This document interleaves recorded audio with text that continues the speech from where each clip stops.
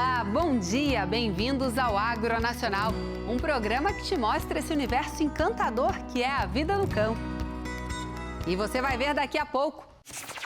Há séculos que já não se encontra ouro nas velhas Minas Gerais. O estado enriqueceu mesmo graças ao café, que brilha tanto quanto o metal dourado e pode ser uma fonte de renda sem fim se o manejo for sustentável. Por isso, os investimentos não param. Atualmente, os mineiros produzem e comercializam as primeiras safras de café carbono neutro. A estação de Mojimirim é a primeira estação para desenvolvimento de produtos químicos. Então, muitos dos produtos de pastagem, eles foram desenvolvidos, tiveram início aqui dentro desta sede. Eu estou aqui na Fazenda Sucuri há 20 anos, vivo exclusivamente disso. Meu pai já vem de uma pecuária de ciclo completo, cria, recria, engorda.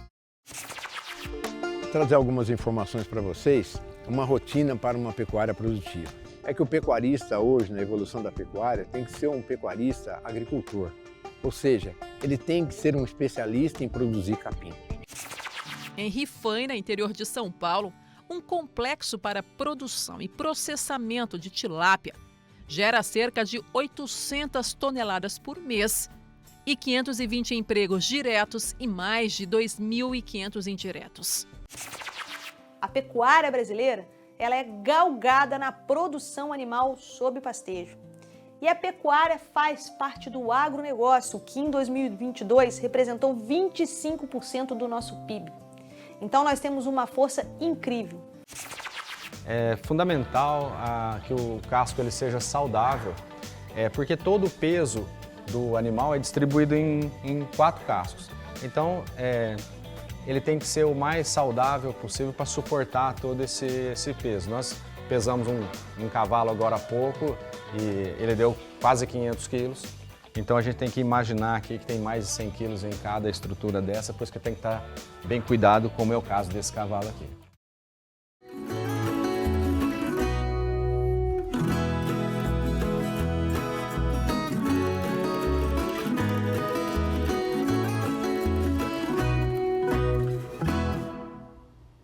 Olá, você está assistindo ao Agronacional e juntos vamos acompanhar belas histórias, dicas importantes e descobrir muitas novidades sobre o agronegócio. Para começar o programa de hoje, vamos até o município de Três Pontas, em Minas Gerais, para conhecer o primeiro café carbono neutro do Brasil. Inspirado por um livro do empresário Bill Gates, o cafeicultor Marcelo Brito resolveu investir numa produção capaz de neutralizar as emissões de carbono, contribuindo para a mitigação das mudanças climáticas. Vamos conferir! Há séculos que já não se encontra ouro nas velhas Minas Gerais. O estado enriqueceu mesmo graças ao café, que brilha tanto quanto o metal dourado e pode ser uma fonte de renda sem fim se o manejo for sustentável. Por isso, os investimentos não param. Atualmente, os mineiros produzem e comercializam as primeiras safras de café carbono neutro. Em Três Pontas, no sul de Minas Gerais, Tecnologia, inovação e preocupação com o meio ambiente são como cafeína para os sonhos da família Brito. Depois que eu li o livro do Bill Gates, Como Evitar um Desastre Ambiental, eu fiz um contato com um consultor para a gente buscar como poderia ser feita uma certificação de carbono neutro. Hoje o mundo todo está extremamente preocupado com o desastre ambiental que está por vir, que já está até começando a surgir vários eventos de desastre. Foi no início desse ano, então, que nós começamos a dar ênfase a isso e procuramos pessoas para nos apoiar no sentido de buscar uma certificação da nossa produção. A ideia de mercado de carbono teve início durante a Conferência das Nações Unidas para Mudanças Climáticas, a ECO 92, no Rio de Janeiro. 5 anos depois, em 1997, uma outra reunião aconteceu no Japão. Os países participantes cobravam posturas mais rígidas frente às emissões de gases de efeito estufa. Essa reunião ficou conhecida como Protocolo de Kyoto. Para esse protocolo entrar em ação, era necessário que 55% dos países que emitem gases de efeito estufa participassem e se unissem. Essa união só aconteceu em 2005. Foi aí, então, que a emissão de carbono passou a ter um valor econômico e os países começaram a ter interesse em limitar ou reduzir essas emissões. Nessa propriedade foram comercializadas 630 sacas de café carbono neutro safra 21, com um bônus de R$ 100 por saca. O primeiro passo para conquistar o título de neutro na cadeia produtiva foi medir o carbono emitido e o sequestrado em toda a propriedade. A primeira coisa que a gente precisa ter em mente é a questão da metodologia credível, né? Então nós fomos buscar junto à GHG Protocol, que é uma metodologia que foi trazida pelo Instituto Getúlio Vargas, aqui para o Brasil, na qual a gente classifica as emissões de carbono de uma propriedade. Então, nesse sentido, a gente quer mensurar toda e qualquer emissão na propriedade. Na verdade, a gente não sabia qual seria o resultado desse balanço. Então foi feito um inquérito, né, de emissão de gás de efeito estufa, e ver o que a fazenda capta e o que a fazenda emite. Este balanço é medido por esse relatório e foi uma surpresa boa para a gente saber que a nossa fazenda tinha sustentabilidade nesse aspecto também. A metodologia usada na mensuração é feita com uma calculadora criada especialmente para esse objetivo, na qual são lançados os valores obtidos na fazenda. Vários manejos que a fazenda usa para poder diminuir a pegada de carbono e aumentar a neutralização de carbono que a fazenda possui. Ela faz uso de manejo de mato, né, adubação verde, faz as roçadas alternadas, usa baixíssimo nível de herbicida, certo? Tudo isso equivale basicamente a 1/3 de uma pastagem forrageira tradicional. Quando a gente fala de escopo 1, outro ponto que valorizou e muito o sequestro mesmo da fazenda foi o uso baixíssimo de adubação nitrogenada. Eles complexam a amônia dentro da própria fazenda e fazem uso também de produtos biológicos. Tudo isso diminui muito o uso de nitrogênio e aumenta a neutralização da fazenda. Os resultados são revelados para o produtor rural só no inventário. Ao eu terminar esse inventário, nós vamos dar caminhos para o produtor, falar assim, olha, se eu não conseguir neutralizar, o que eu preciso para fazer? Tá certo? E chegar numa quantidade de carbono que ele emite. Então, o máximo que ele vai conseguir é neutralizar. Um crédito de carbono representa a não emissão de 1 tonelada de carbono na atmosfera. No campo, dentro da porteira, tudo precisa ser medido, mensurado, desde os manejos sustentáveis utilizados até a energia, por exemplo. É aí que vai se formar o que é chamado de inventário das emissões. No mercado de carbono, quanto mais sustentável, mais positiva a situação do produtor. A Fazenda Sete Cachoeiras investiu nesse quesito desde sua formação. Agora, colhe os frutos dessa escolha, como explica o engenheiro agrônomo responsável. Aqui nós fizemos vários manejos complementares. Nós começamos fazendo com reciclagem da própria matéria orgânica vindo da poda do café, né? A gente faz essa reciclagem, colocamos planta de cobertura no sistema, que é, no caso aqui, Braquiária ruziziensis. Colocamos um mix de micro-organismos externos no solo, visando controle de nematóide, aumento do sistema radicular da planta, solubilização de elementos, de nutrientes do solo, para ficar disponível para essa planta. E colocamos alguns para proteção desse sistema radicular também, contra outros patógenos, como Rhizoctone, Fusarium, e além do nematóide, é claro, né? Além da rotina diferenciada de manejo, outras características também contam, como os tipos de fontes de energia elétrica e irrigação. A energia fotovoltaica, no primeiro momento, ela é uma energia limpa e com isso nós já conseguimos reduzir no primeiro momento a redução de carbono pelo fato da matriz energética brasileira parte ser de produtos derivados do carbono. Então, Com isso, nós temos uma energia na fazenda 100% limpa.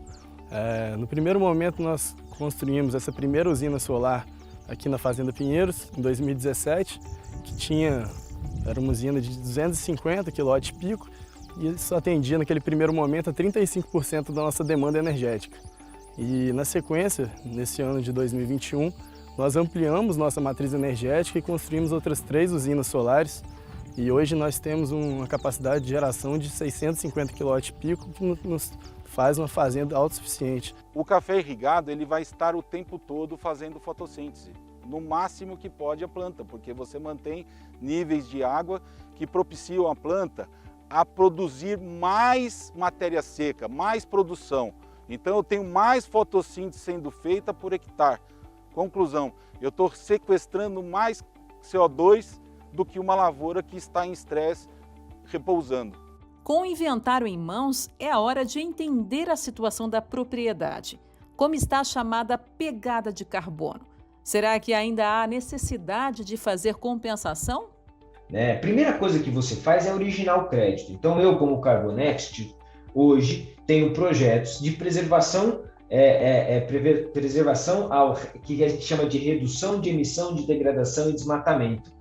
Ou projetos de reflorestamento, que geram crédito de carbono. Gerou esse crédito, a gente tem todo um órgão certificador, como eu falei, o Verra, onde ele certifica com 2 auditorias, com empresas diferentes, falando o seguinte: realmente tudo isso que foi proposto pela empresa, pela Carbonext, foi cumprido. E aí a gente recebe esse crédito.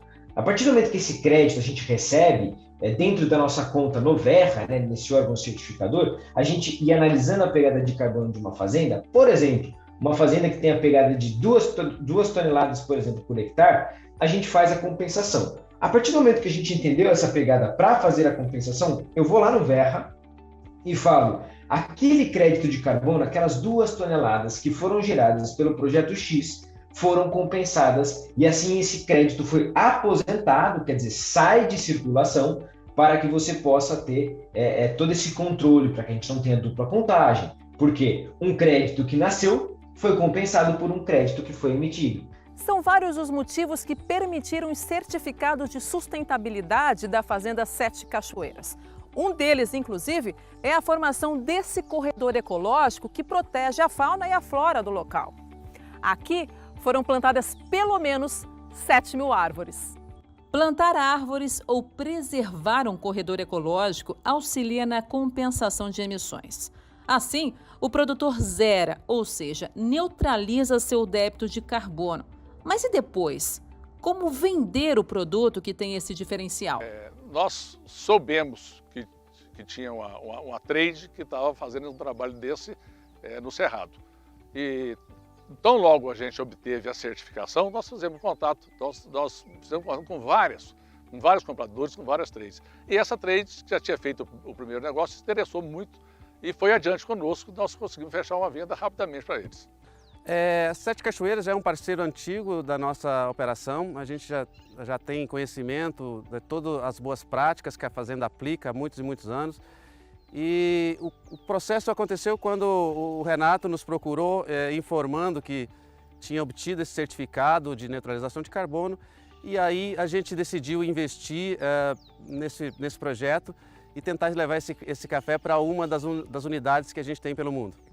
A questão do carbono hoje está muito em alta, então a gente tem várias pessoas demandando esse projeto, porém ainda não tem um mercado formal para isso. A gente tem iniciativas diferentes, protocolos diferentes, certificações diferentes. E o que a gente precisa hoje é melhorar a comunicação do que os produtores já fazem. Então, a partir disso, a gente vai criar essa demanda junto. Então, o produtor partiu na frente, ele criou a oferta e agora a gente vai buscar nos mercados que se preocupam, que têm esse interesse, as suas metas já estipuladas para aqueles clientes, a gente vai tentar colocar esse café para esses clientes que já valorizam esse tipo de iniciativa. O mercado de carbono é uma tendência tão promissora para o Brasil que uma projeção feita pela consultoria Way Carbon indica a possibilidade do país gerar entre 490 milhões e 100 bilhões de dólares em crédito de carbono até 2030. Por enquanto, Essa conquista é de poucos, como a família Brito. Eu acho que valeu muito, principalmente para a gente, para a pessoa, né? Acho que é muito importante. Deixa a gente orgulhoso, transmite para a família toda, para os filhos, netos, né? Uma consciência de um manejo sustentável para o planeta. E nós também ficamos muito orgulhosos vendo a dedicação, os avanços e as conquistas de produtores como o Marcelo, colocando o Brasil no trilho certo da redução das emissões de carbono. Parabéns por essa iniciativa, Marcelo. E agora vamos até Mogi Mirim, no interior de São Paulo, para ver como está o desenvolvimento de novas tecnologias para o combate a pragas que afetam as pastagens. Uma das pragas que mais causa prejuízo ao pasto é a chamada cigarrinha das pastagens, que provoca danos muito impactantes, similares aos de uma queimada. Vamos conferir.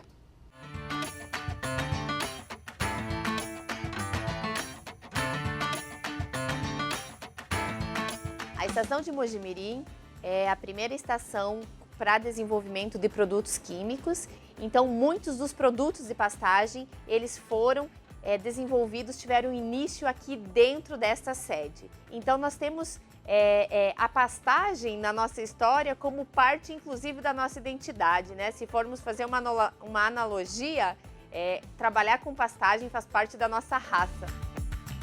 O Brasil, hoje, conta com um time de pesquisa composto por mais de 150 profissionais com alto nível de especialização e também distribuídos por diferentes regiões dentro do território nacional. Hoje a Corteva investe aproximadamente 8% do faturamento em projetos para buscar novas ferramentas que ajudem o produtor a produzir mais, a produzir melhor e de uma forma mais sustentável. Quando falamos em sustentabilidade, não podemos deixar de pensar em que, para isso, precisamos de um pasto bem manejado, um pasto bem cuidado. E aí que entra um manejo adequado também de insetos pragas. Os insetos, eles são organismos, costumo falar, muito inteligentes, eles são muito adaptáveis a diferentes cenários e eles buscam formas de se defender e de sobreviver e se perpetuar em diferentes ambientes. Dentre as pragas de pastagens, definitivamente a mais importante que nós temos acompanhado e que está, assim, como foco para desenvolver novas tecnologias é a cigarrinha da pastagens. Embora a gente fale cigarrinha da pastagem como sendo um único organismo, nós estamos falando de um complexo de espécies que ocorre, mas que no final do dia produzem um dano muito semelhante entre elas, causando aí perdas no desenvolvimento do pasto. Caso nós não manejamos adequadamente essas pragas, elas podem se tornar um problema generalizado na produção, né, na lavoura, e isso sim pode trazer prejuízos muito altos. As perdas causadas por esses insetos são altas quando a população ela é elevada, podendo causar sintomas no pasto como se tivesse passado fogo mesmo, é uma queimadura que ocorre em todas essas folhas. A gente brinca que é o olho do dono, né, que ajuda a engordar o boi. Nesse caso, é o olho de quem acompanha o pasto que ajuda a definir o momento ideal para que ocorra o sucesso no controle dessas pragas ou não. Então, uma das coisas que é importante nós observarmos começou a época das chuvas, começou o momento também de nós fazermos o monitoramento da presença desses insetos, que pode ser feito das duas formas, deve ser feito das duas formas complementares. Uma é observando a presença de espumas na base das plantas, porque essas ninfas, eu falei que elas são muito sensíveis a baixas umidades, então elas produzem uma espuma que protege elas da perda de água e fica mais fácil para o produtor identificar plantas que têm a presença dessa praga. Além disso, pode ser observado também a presença dos adultos que geralmente se movimentam mais e ficam mais visíveis nas horas mais frescas do dia, uma vez que eles também não são muito atraídos por altas temperaturas. Então, momentos mais quentes do dia, eles tendem a ir para a base do pasto e ficar mais escondido. Dessa forma, o monitoramento ele deve ser feito com a maior frequência possível. O ideal é que ele seja feito semanalmente, pelo menos a cada 14 dias, mesmo em extensões grandes. Por quê? Um dos problemas do manejo é começar quando nós temos um grande número de insetos. Então, você já tem um potencial de multiplicação que, se controlar 90% daqueles insetos, os 10% que sobrarem provavelmente vão conseguir gerar outros indivíduos e vai se tornar um processo muito mais contínuo. Dessa forma, o monitoramento ele é essencial, como eu comentei, e isso permite com que as táticas de controle adotadas, seja ela produtos biológicos que temos hoje no mercado, produtos químicos, práticas culturais, como a própria carga do gado em cima de algum desses pastos, essas medidas de controle, se feitas com base no monitoramento, ela pode ser aplicada de forma pontual. Então, ao invés do produtor tratar e gastar um recurso alto para tratar a área toda, ele pode direcionar somente para aqueles locais aonde começou essas infestações. Com isso, ele consegue salvar recurso, economizar. Quando nós falamos de um pasto bem manejado, ele cumpre muito uma função de rentabilidade em oferecer comida para os animais, né, que usam disso como uma fonte alimentar. E também vários estudos de pesquisa já mostraram que um pasto bem manejado, um pasto bem desenvolvido, ele também tem uma função ecológica, que é de auxiliar no sequestro de CO2. E hoje nós temos muito claramente os nossos objetivos de nos tornar uma das empresas de maior sustentabilidade em um horizonte de aproximadamente 10 anos. Então nós estamos, como pecuarista, desenvolvendo produtos para a linha de pastagens há vários anos e continuamos com essa missão, muito focado em fazer isso cada vez de uma forma mais sustentável, tanto do ponto de vista ambiental, quanto econômico e social.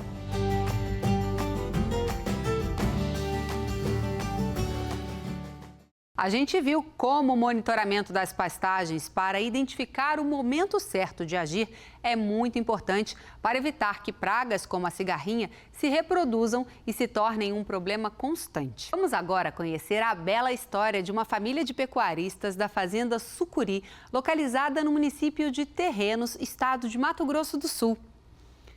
Além de contar um pouco da história da família, o proprietário Gustavo Serra fala da importância do cuidado com as pastagens na criação de gado e também destaca a contribuição do uso de herbicidas para o controle de plantas daninhas.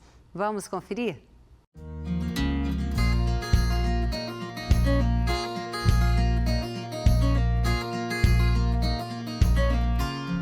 Eu estou aqui na fazenda Sucuri há 20 anos. Vivo exclusivamente disso.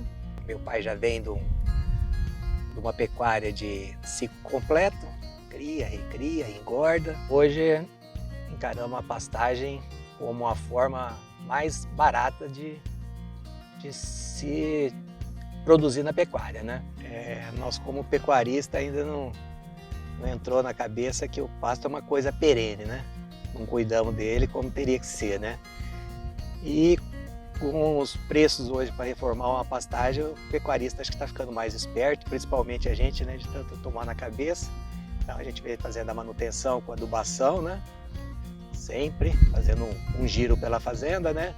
Não dá para você intensificar em toda a fazenda e você vai girando pouco a pouco, né? E com isso, quando você intensifica alguma área melhor, de uma pastagem mais nova, né?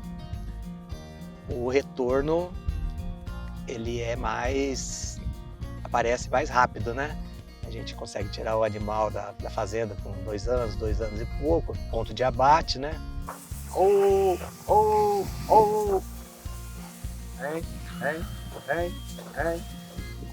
Hoje reforma-se pasto, usa-se adubo, herbicida fundamental. Meu pai tem uma brincadeira que é bem interessante, que ele fala que se não fosse o Tordon, né, que herbicida era o Tordon, né, porque ele reformava e usava Tordon, né, e era é uma coisa bem custosa até hoje, o herbicida, né? E nem sempre os pecuaristas não conseguem mensurar o benefício que isso traz, né? E ele é de fundamental para o crescimento do desfrute da fazenda, da capacidade diária e ganhos por hectare e o bem-estar animal. Eu acho que o herbicida é tudo, né? É uma parte que quem esquecer disso na pecuária, eu acho que vai sair fora dela. Os que não usaram ou derreteram, que é um termo que meu pai usa, né? Ou derreteram ou estão em processo de derretimento, né? Não adianta a gente desafiar com uns pastinhos velhos, degradados, com aguada de má qualidade, que não vai, na minha visão, acho que é bobeira, né? Não é por aí.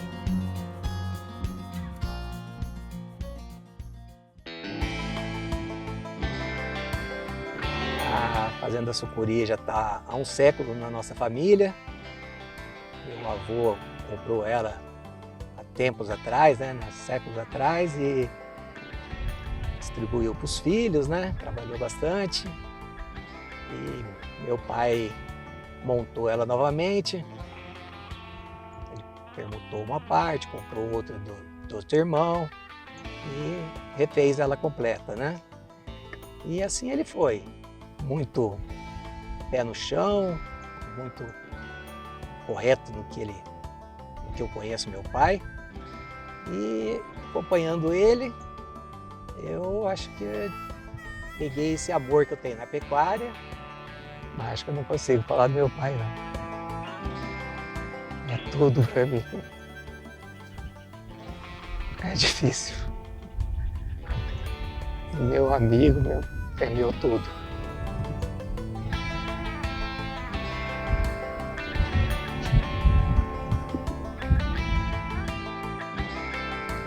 Meu pai é fantástico.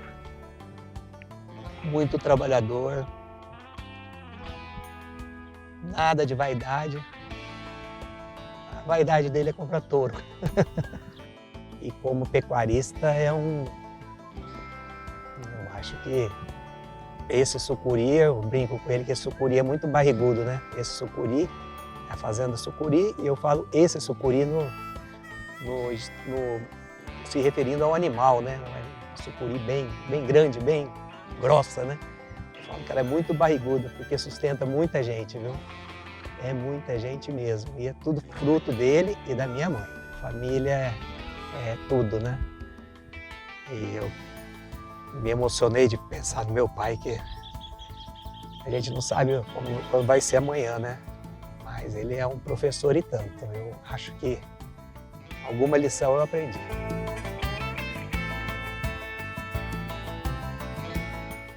Que emocionante essa história da família do Gustavo. O carinho e a reverência que ele tem com os pais é um grande exemplo dos valores e da simplicidade que a vida no campo tem a ensinar, né? E a gente segue falando sobre a pecuária. Você vai ver agora dicas importantes para produzir um bom capim e controlar o crescimento de plantas daninhas. O diagnóstico da propriedade, identificando os cuidados que se deve ter para garantir uma boa forrageira na alimentação do gado, pode aumentar e muito a produtividade dos criadores.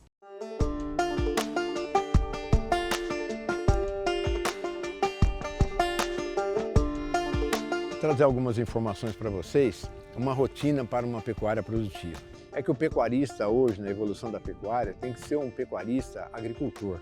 Ou seja, ele tem que ser um especialista em produzir capim, porque a fonte de alimentação do gado é o capim, e o alimento mais barato que ele pode ter é a produção da planta forrageira do capim. Então, qualquer descuido no manejo da pastagem, por exemplo, um período longo de estiagem, um excesso de animais por área, a primeira que vem é a planta daninha. E a planta daninha é um sinal de alerta para qualquer pecuarista. Quando uma planta daninha começa a se instalar na sua fazenda, nos seus pastos, ela está mostrando que alguma coisa está errada.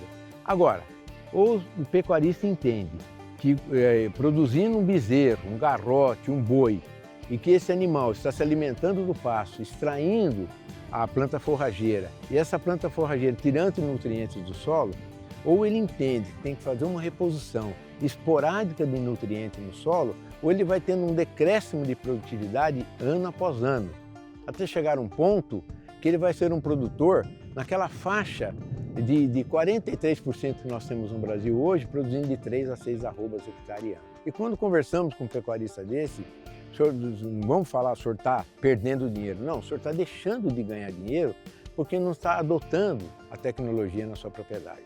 Esse é um ponto básico, fundamental da pecuária brasileira hoje. Antigamente a gente falava muito em levantamento de área, mas na verdade é um diagnóstico da sua fazenda. Então isso tem que ser seguido passo a passo. Primeiro, o pecuarista tem que conhecer os seus pastos como a palma da sua mão. Ele tem que ver as áreas que estão infestadas. Primeiro, a produção da planta forrageira, o manejo que esse pasto está tendo, a capacidade de suporte que ele está tendo, a infestação da planta daninha, a espécie, o vigor, se dentro da área tem mais de uma espécie da planta daninha, se essa planta daninha vem de sementeira ou se ela já foi roçada, a altura da planta daninha, porque são vários detalhes técnicos que vão fazer muita diferença na hora de aplicar um produto e recuperar a sua área de pastagem. O nosso grande objetivo é aumentar a produtividade da área de pastagem. Mas isso ele tem que fazer um diagnóstico no período da seca, do início das chuvas e em pleno verão, em plena chuva, para adotar a tecnologia, para ver que tecnologia que ele vai usar para recuperar suas áreas de pastagem. E esse é o momento exato, porque nós estamos há 1 mês e pouco do início, 2 meses do início do período chuvoso, e o seu planejamento tem que ser feito agora. Não adianta esperar no início das chuvas e sair correndo atrás para fazer o controle de plantas daninhas e não saber que pasto vai aplicar. O planejamento tem que ser feito com antecedência, tá certo? E fazendo diagnóstico das áreas. Bom, feito isso, nós selecionamos 4 áreas, o pecuarista tem 4 áreas, só para dar um exemplo para vocês. A primeira área ele tem 20% de infestação de plantas de sementeira, mas tem muito capim, tem 80% de capim tomando a área e muito bem gramado. A segunda área ele tem 40% de planta de sementeira e com muitos capim na área. A terceira área, ele tem um pasto, uma reforma tardia que ele fez no ano passado e que a planta, o capim não se instalou direito, porque teve um veranico ou às vezes algum problema com a semente ou sua germinação e tem 50% de infestação de planta daninha. E a quarta área são plantas difíceis de controle foliar e tem muito pouco capim na área. Se fôssemos levar a grosso modo, o pecuarista sempre quer ir na área que está mais infestada, porque ele acha que aquele é o problema. Mas a recomendação técnica nossa da Corteva é que ele vá na primeira área que tem 20% de infestação, porque o custo é muito pequeno para limpar essa área, e ele já vai ter uma alta produção de capim logo 60 a 90 dias após o controle dessa planta daninha. A segunda área seria aquela de 40%, é um gasto pequeno e vai ter uma recuperação da área rapidamente também em 60 a 90 dias. A terceira área, eu iria nessa área de reforma tardia, e a quarta área, eu iria na área que está mais infestada, que às vezes ele acha que é o maior problema dele. Na área que tem 60% de infestação, de plantas que só vão ser controladas e vão demorar para ser controladas 3 meses, 4 meses, 5 meses, de repente até mais que isso, e com muito pouco capim na área. Esses seriam os procedimentos corretos para se fazer um diagnóstico e um levantamento de área. Seguindo esses detalhes todos, ele vai ter uma alta produtividade. E nós aqui da Corteva, nós temos as ferramentas para ajudar você a produzir mais, que é o nosso grande objetivo. Ferramentas para que a pecuária brasileira produza mais. Muito interessante ver como tem evoluído a forma como os produtores lidam com o capim e a importância das pastagens para o bom desenvolvimento do gado. E vamos agora até Rifaína, que fica no Noroeste Paulista, na divisa com Minas Gerais, para ver o impacto da piscicultura na geração de empregos na região e no resto do país. A atividade é responsável por cerca de 1 milhão de empregos diretos e 2 milhões de empregos indiretos no Brasil. E a tendência é de crescimento. Em Rifaína, interior de São Paulo, um complexo para produção e processamento de tilápia gera cerca de 800 toneladas por mês e 520 empregos diretos e mais de 2.500 indiretos. A empresa realiza o programa Menores Aprendizes, de incentivo aos jovens da região, oferecendo a primeira oportunidade de emprego. A Estela faz parte dessa realidade. Ela foi jovem aprendiz da empresa. Meu contrato acabou, eu fiquei um pouco fora, durante 3 meses, mas eu percebi que aqui é um lugar ótimo de se trabalhar, tem um bom salário, são pessoas agradáveis, um ambiente muito agradável, então eu decidi voltar. Inclusive, a moça nunca tinha tido contato com a produção de tilápia. Lembrou com alegria da primeira vez que pisou na fazenda. Foi incrível ver todo o processo, ver o tamanho da fábrica, a extensão que é, como que é feito e as toneladas abatidas. Para quem começa jovem aqui e vê todas as mudanças e tudo que a gente faz aqui é incrível. Desde 2014, a piscicultura no Brasil tem crescido cerca de 5,6% ao ano. A atividade reúne 1 milhão de produtores. Para se ter uma ideia, só em 2021, foram produzidas 841 mil toneladas de peixe de cultivo. A tilápia correspondeu a 63,5% da produção no país. E essa realidade traz um impacto também na geração de empregos. A piscicultura movimentou cerca de 8 bilhões de reais em 2021. Gerou cerca de 1 milhão de empregos diretos e 2 milhões de empregos indiretos no país. Além dos empregos locais, a piscicultura movimenta uma cadeia que abre precedentes para a comercialização de produtos que colocam em prática os quesitos ESG, ou seja, a preocupação com o ambiental, social e com a governança. Em alguns mercados, o americano é um bom exemplo, ele pede a sua certificação, se você tem ou não. Se você não tem, ele nem te escuta, Porque a certificação, como ela vem de órgãos independentes, ela é uma garantia de que a gente cumpre lei trabalhista, de que a gente tem inclusão, A FEEDER, que é a unidade de pescados aqui da MK Saber, ela tem uma divisão muito justa entre homens e mulheres, e isso realmente a gente vê isso como muito importante para a gente também, e por aí vai, São a forma como a gente cuida do funcionário, Não é só o pagamento, Tem muito mais do que isso. Os nossos funcionários sabem disso e a gente traz com a gente, é um dos nossos pilares, de trabalhar, de pessoas felizes trabalhando. Felicidade que a gente percebe em cada palavra dessa jovem, que viu na produção do peixe uma oportunidade que promete muitas possibilidades agora e para o futuro. Eu enxergo várias oportunidades que a empresa oferece, porque aqui em Rifana, como tem a praia, é mais voltado a serviços de turismo, de marina. Então, ver que a MK Saber está aqui, que temos a FEEDER e o tamanho que ela é e que ela só está crescendo, é melhor para nós e para a cidade.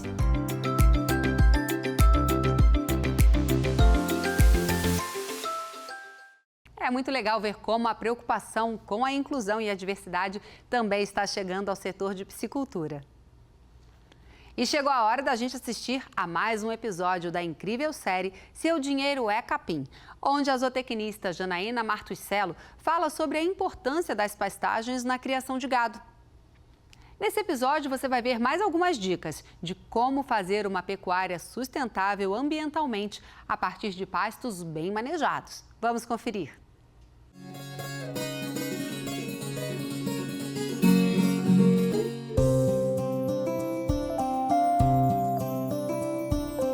Olá, pessoal! Vamos então ao nosso segundo episódio da série Seu Dinheiro é Capim. E hoje vamos tratar do segundo capítulo do livro, em que a gente fala da força do capim no Brasil. A pecuária brasileira, ela é galgada na produção animal sob pastejo. E a pecuária faz parte do agronegócio, que em 2022 representou 25% do nosso PIB. Então nós temos uma força incrível. Muitas das vezes, o agronegócio brasileiro é muito criticado, principalmente no que se relaciona às questões ambientais. E isso é mais um motivo para que a gente se preocupe em manter os nossos pastos bem manejados, os nossos solos cobertos e as nossas pastagens produtivas. Existe uma pressão muito grande no pecuarista no que diz respeito às questões de emissão de metano. Mas é importante falar para vocês, e a gente trata disso nesse segundo capítulo do livro, que a gente consegue fazer uma pecuária sustentável ambientalmente quando nós temos pastos bem manejados. Porque quando temos áreas de solo coberta, temos pastos bem produtivos, sem estar em superlotação, ou seja, mantidos na altura correta, com boa disponibilidade de manejo, de forragem, a gente vai conseguir obter grande sequestro de carbono. Então a conta fica muito favorável para o pecuarista. Então a manutenção dessas áreas de pastagens bem manejadas vai nos trazer saldo positivo, não só economicamente, mas também ambientalmente. Mais de 90% do rebanho brasileiro é criado exclusivamente a pasto. É importante que vocês tenham isso em mente. E do restante, a maioria passou mais de 90% da sua vida, nem que seja em uma das fases, no pasto. Então, ousamos dizer aqui que cerca de 95% do rebanho brasileiro está criado sob pastejo. Essa é uma informação muito importante, porque se a gente para pensar o quanto nós exportamos de carne para o mundo, essa carne é vinda de onde? Do capim.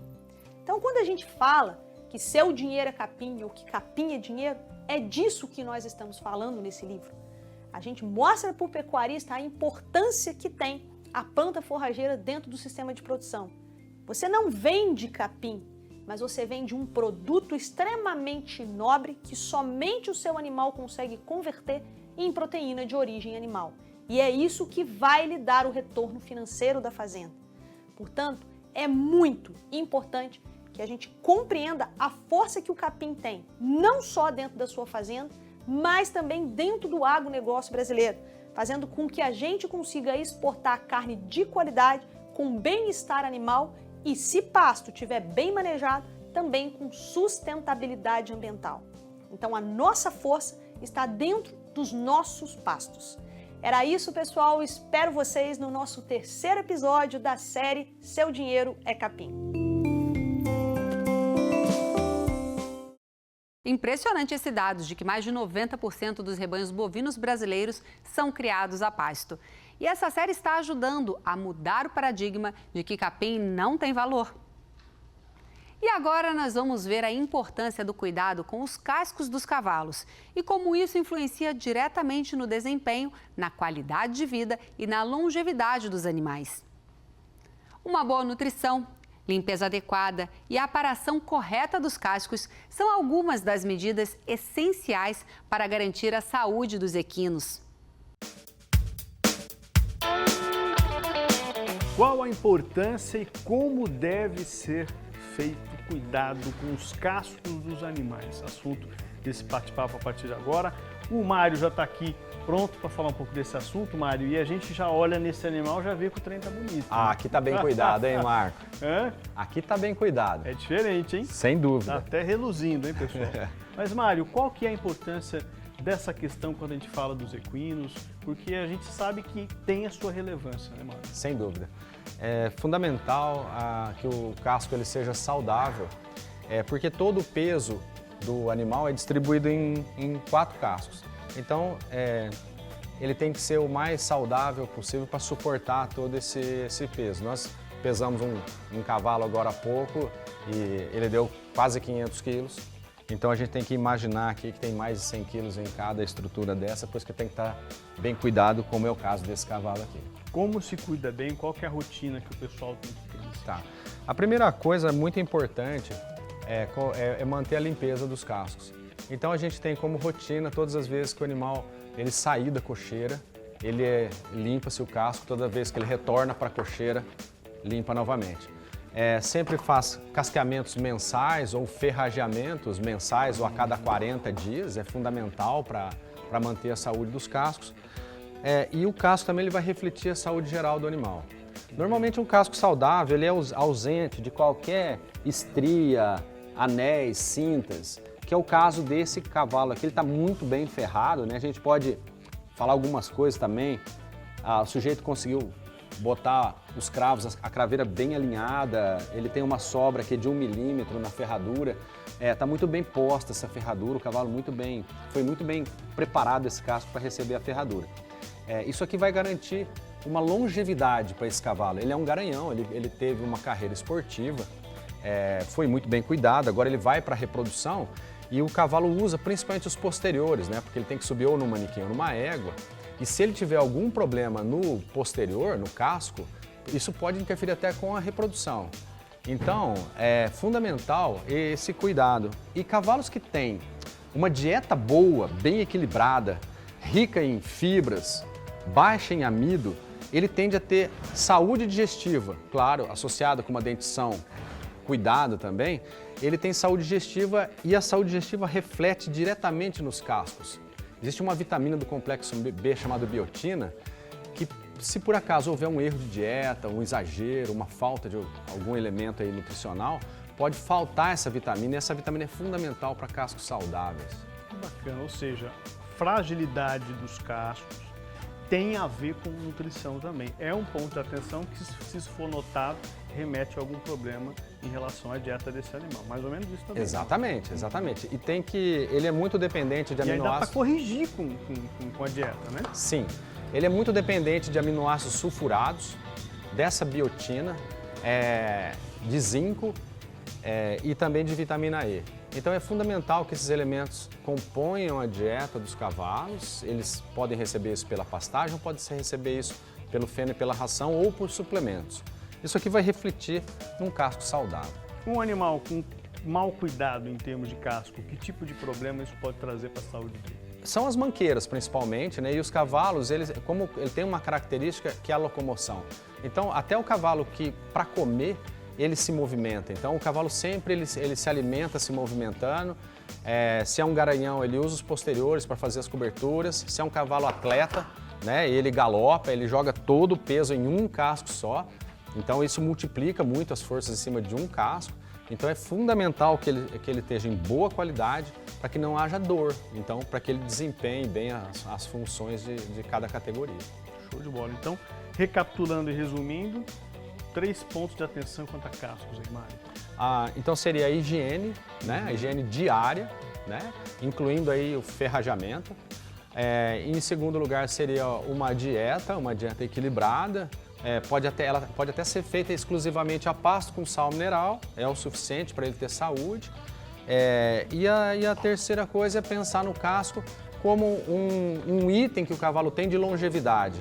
Então, assim como os dentes, assim como a saúde digestiva, nós temos que pensar no casco em algo que vai dar durabilidade, que vai manter esse cavalo saudável por longo tempo. Sempre que a gente fala longo tempo, na carreira esportiva, conseguir levar ele até 15, 16, 17 anos. Para reprodução, um garanhão até, quem sabe, até 25, 30, uma égua, pelo menos até 20 anos na reprodução. Então o casco é um fator fundamental para a gente chegar lá. Animais de lida também. De lida fundamental, né, Marco? Fundamental. Hoje o animal de lida é um atleta, né?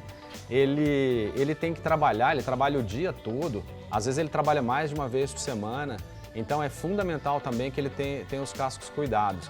Muitas vezes não é necessário casquear ou ferrar esses cavalos. Ele consegue ter um desgaste equilibrado e ele consegue viver até sem ferradura, né? Mas para um animal de lida é fundamental. Esse animal, ele trabalha, ele viaja por longas distâncias, né? Às vezes ele faz um trabalho de mangueira também, que ele é exigido ali um esforço muito intenso e até por um longo período. Então, sim, no foot, no horse.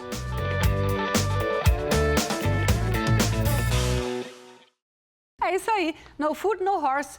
Pode ser traduzido mais ou menos como sem pé, sem cavalo. Afinal, esses cascos têm que suportar até 500 quilos ou às vezes mais. E esse foi o Agronacional, o programa que traz o mundo do campo para a sua tela. Eu te espero aqui na próxima semana com mais notícias sobre o setor agro. Mas você também pode assistir ao nosso programa no TV Brasil Play e seguir as redes sociais da TV Brasil. E se quiser entrar em contato com a gente, é só apontar o seu celular para esse QR Code que está aparecendo aqui na tela. E conta pra gente o que você mais gostou no programa de hoje. Que matéria você gostaria de ver aqui no próximo programa? Venha fazer o Agronacional junto com a gente. Eu espero por você, viu? Até semana que vem. Tchau!